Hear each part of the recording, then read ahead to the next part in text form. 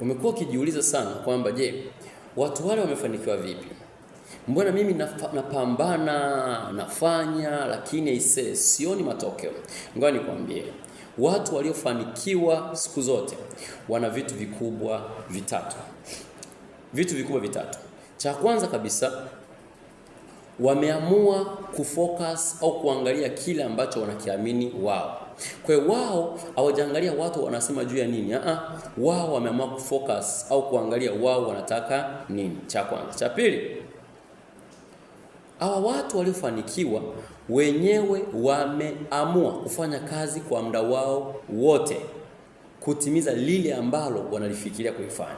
Kwa hiyo wanafulfill muda wao wote, masaa 24 wanaisha kwamba wanatendea kazi. Au ni watu ambao wameamua kufanikiwa. Lakini pia katika hawa watu wameamua kuwa na consistency na muendelezo.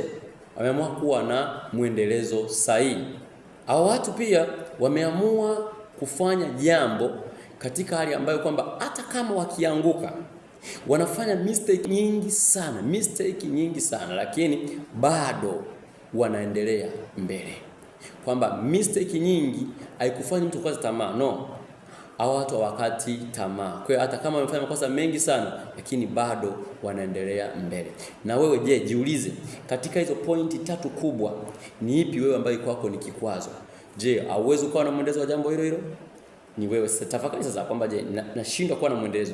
Lakini pili, je, nikifanya makosa ninayatumia kama ni mwalimu wa kujifunza, naweza kuangalia ile makosa nikaendelea mbele, au nikisemwa na watu ninaacha hapo nashindwa kuendelea mbele, au mimi nimeshindwa kwa sababu sijawa na focus na jambo langu.